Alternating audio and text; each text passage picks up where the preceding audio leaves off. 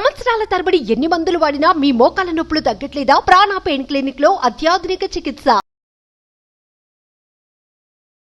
నమస్తే రామ్ సార్. వస్తే అండి. ఆడపిల్లలకి చాలా గోల్స్ ఉంటాయి.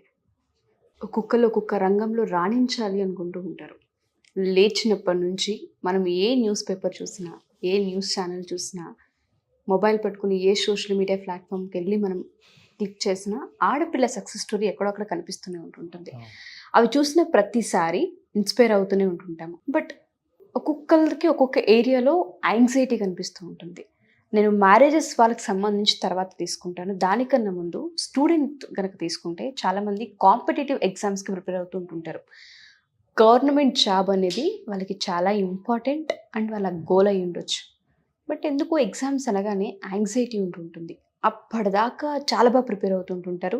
ఇంకొక 1 డేలోనూ 2 డేస్లోనూ ఎగ్జామ్ ఉన్నప్పుడు కొంతమందికి ఫీవర్ అటాక్ అవుతూ ఉంటుంది, కొంతమందికి యాంగ్జైటీ టెన్షన్ వస్తూ ఉంటుంది, కొంతమందికి ఎగ్జామ్ హాల్కి వెళ్ళిన తర్వాత చెమటలు స్వెట్ వస్తూ ఉంటుంది, కొంతమంది మర్చిపోతూ ఉంటుంటారు. ఇలా రకరకాల కారణాలు వాళ్ళని వెంటాడుతూ ఉంటుంటాయి.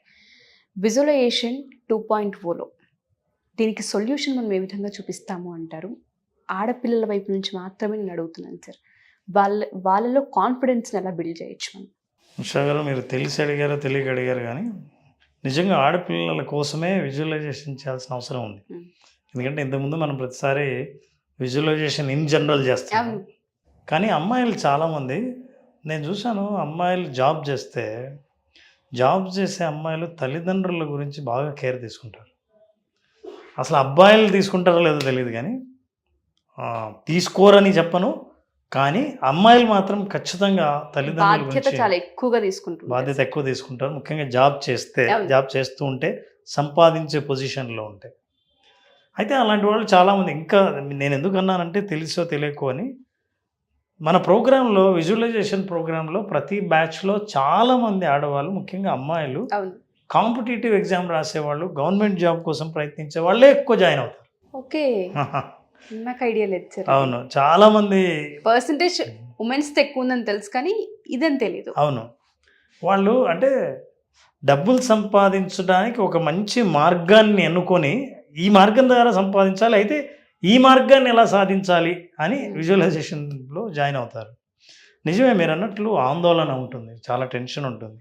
కాంపిటీషన్ గుర్తొస్తే మనకున్న టాలెంట్, మన ఉన్న స్కిల్ని కూడా మనం మర్చిపోతాం. అయితే విజువలైజేషన్ అనేది ఎగ్జామ్ ఫియర్ పోగొట్టడం, విజువలైజేషన్ ద్వారా వాళ్ళ గవర్నమెంట్ జాబ్ను సాధించినట్లు భావించడం, ఇవన్నీ ఒక ప్రాసెస్. మనం పర్సనల్ కోచింగ్ ఇస్తున్న వాళ్ళకు కూడా చాలామందికి నేను ఈ కోచింగ్ ఇవ్వడం జరిగింది.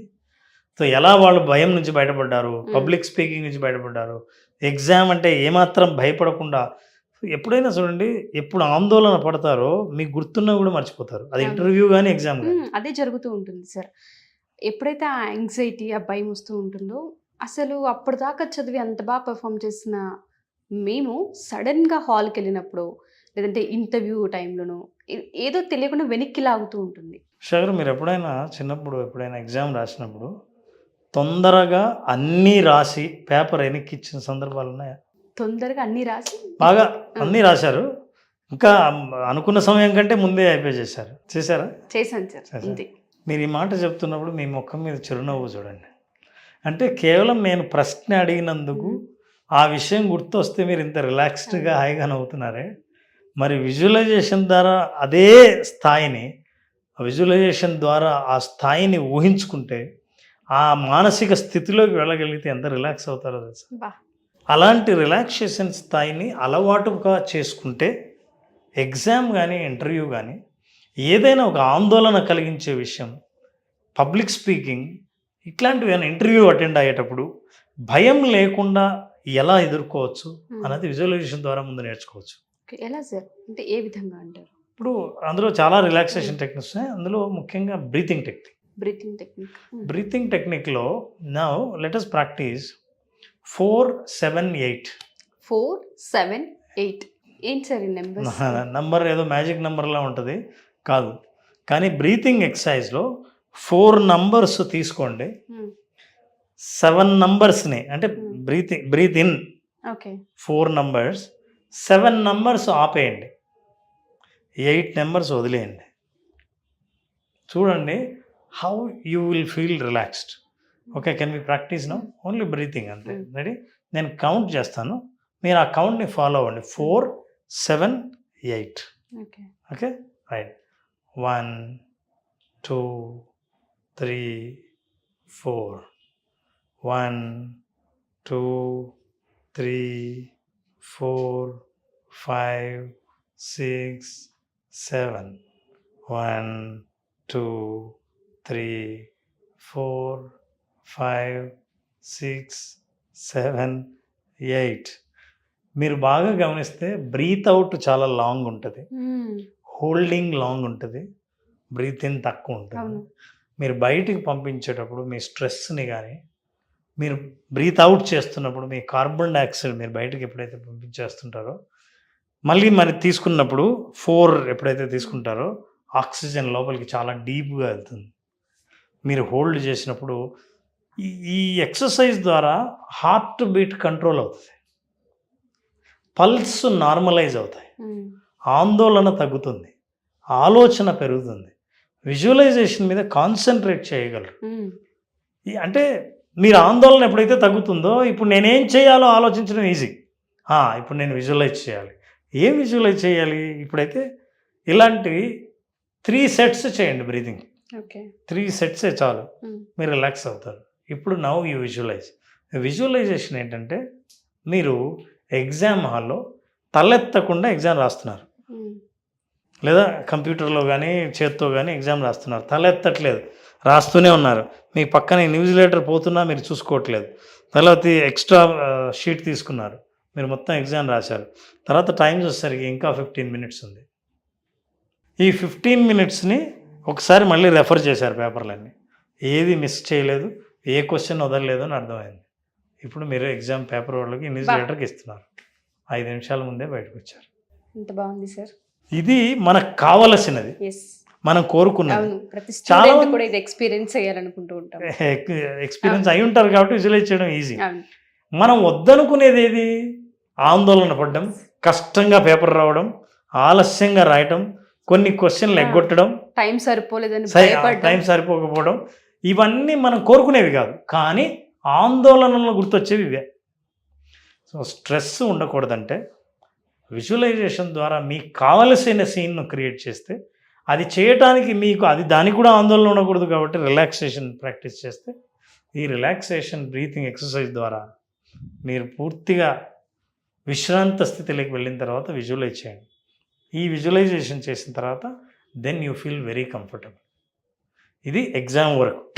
అట్లాగే ఇంటర్వ్యూ కూడా, మీకు ఇంటర్వ్యూలో అవతల వాళ్ళు షేక్ హ్యాండ్ ఇస్తూ కంగ్రాచులేషన్స్ అన్నారనుకోండి, ఎలా ఉంటుంది? అందరి ముఖంలో చిరునవ్వు కనిపించింది అనుకోండి, మీరు వచ్చేటప్పుడు వాళ్ళే షేక్ హ్యాండ్ ఇచ్చారనుకోండి, ఎలా ఉంటుంది? బయటకు వచ్చిన తర్వాత నేను చాలా ఆన్సర్లు చెప్పలేదని వేరే వాళ్ళు అంటే, మీరు అన్నీ చెప్పి వచ్చిన మీకు ఎలా అనిపిస్తుందో చూడండి. ఇవన్నీ ఎమోషనల్గా మీరు ఆ సీన్ను క్రియేట్ చేసుకునే రిపీటెడ్గా అనుకుంటున్నప్పుడు ఆ స్థితి మీకు కాన్ఫిడెన్స్ని ఇస్తుంది. నేను ఎగ్జామ్ టైంకి రాయడం, టైం చాలా మిగలడం, ఇంటర్వ్యూలో ఏ ప్రశ్న కూడా ఆన్సర్ చెప్పకుండా అన్నిటికీ చెప్పే బయటికి రావడం, ఇవన్నీ హ్యాపీగా రిలాక్స్ కలిగించేవి కదా. అన్నిటినీ చాలా సంతోషంగా ఆనందంగా ఫీల్ అయ్యేవి. ఈ ఎమోషన్ని మనం క్యారీ చేయగలిగితే రియల్ ఎక్స్పీరియన్స్లో కూడా మీకు ఇదే ఎక్స్పీరియన్స్ ఎదురవుతుంది. దీని నుంచి మీరు బయటపడినప్పుడు కూడా హ్యాపీగా బయటకు వస్తారు. అప్పుడు మీరు ఫేస్ చేస్తారు చూసారా, ఫేస్ చేస్తున్నప్పుడు చాలాసార్లు ఆల్రెడీ మీరు ఫేస్ చేశారు మెంటల్గా, కాబట్టి ఇది ఈజీ అవుతుంది. That's how they can win competitive exam, they can win competitive interviews. అలా అమ్మాయిల్లో ఆత్మవిశ్వాసం పెరిగి ఖచ్చితంగా వాళ్ళు కోరుకున్న జాబును సాధించి, దాంతోపాటు ప్రయత్నం కూడా మనం చెప్పవలసిన అవసరం లేదు. దాని అర్థం విజువలైజేషన్ చేసి మీరు చదవటం మానేయమని కాదు, జబ్బు బాగు చేసుకోవాలని అంటే విజువలైజేషన్ చేసి మందులు వాడకూడదని కాదు.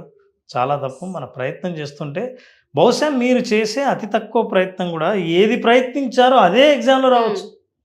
So that may be the effect of visualisation. So అలా మనం పాజిటివ్గా ఊహించుకున్న తర్వాత రిలాక్స్డ్గా చేసే ప్రయత్నాలు ఏవైనా సరే కంప్లీట్ పొటెన్షియల్ మనం బయటకు వస్తుంది. ఇందాక మీరు ఒక వర్డ్ యూస్ చేశారు, అదే ఎమోషన్ ఎప్పుడైతే క్యారీ చేస్తూ ఉంటుంటామో మన చుట్టూ ఏం జరుగుతున్నా పెద్దగా మనకు కనిపించదు. మనం ఏదైతే ఆందోళన imagine పడం. చేసామో, ఏదైతే క్యారీ చేస్తున్నామో అదే ప్రెజెన్స్‌లో మనం ఉండగలుగుతాం. బట్ ఇది ప్రాక్టీస్ త్రూనే కొంతమందికి వచ్చే అవకాశం ఉంటూ ఉంటుంది. ఆ. కొంతమంది దీన్ని ఓన్ చేసుకోవాలంటే టైం పడుతూ ఉంటుంది. అలాంటి వాళ్ళకి ప్రొఫెషనల్ హెల్ప్ ఖచ్చితంగా అవసరం. సో మీరు వాళ్ళకి ఏ విధంగా హెల్ప్ అవుతారు సార్? వాళ్ళు ఒకవేళ క్లాసెస్ తీసుకోవాలనుకున్నా, ఓన్లీ కాంపిటీటివ్ ఎగ్జామ్స్కి ఎవరైతే ప్రిపేర్ అవుతూ ఉంటుంటారో, అండ్ దాంతో పాటు చాలామందికి అబ్రోడ్స్ వెళ్ళాలని ఉంటూ ఉంటుంది. వీసా ఇష్యూస్ ఉంటాయి కొంతమందికి అక్కడ జాబ్ కొట్టాలనుకుంటూ ఉంటారు, అక్కడ యూనివర్సిటీలో సీట్ రావాలి. ఇలా స్టూడెంట్కి సంబంధించి కేటగిరీ ఏదైనా సరే అదొక గోల్ వాళ్ళకి. దాన్ని రీచ్ చేయడానికి విజువలైజేషన్ 2.0 మీ త్రూ ఏ విధంగా హెల్ప్ అవుతుంది? ముందుగా అండి మే 25న విజువలైజేషన్ 2.0 సెషన్ స్టార్ట్ అవుతుంది. May 25th. 5 రోజుల పాటు జరిగే ఈ సెషన్లో confidence building, relaxation, visualisation process, everyday habits, వీటి గురించి మనం మాట్లాడతాం. ఓకే. దాంతో మీరు సాధించాలనుకున్నది సునాయాసంగా ఎలా సాధించవచ్చు, చుట్టూ ఆపర్చునిటీస్ని ఎలా గుర్తించవచ్చు అన్న విషయాలు మనం అందులో నేర్చుకుంటాం. ఇది కాకుండా ప్రత్యేకంగా ఎవరికైనా వ్యక్తిగతంగా కొన్ని అవసరాలు ఉంటే, గవర్నమెంట్ జాబ్ ఫలానా జాబే కొట్టేయాలి, ఈ టైం లోపలనే మనం సాధించాలి అని ఏదైనా ఉంటే దానికి స్పెసిఫిక్గా they can take personal coaching for that. ఈ పర్సనల్ కోచింగ్లో వాళ్ళకే కస్టమైజ్ చేసి విజువలైజేషన్ ఎలా చేసుకోవాలో వాళ్ళకి చెప్పడం జరుగుతుంది. ఓకే.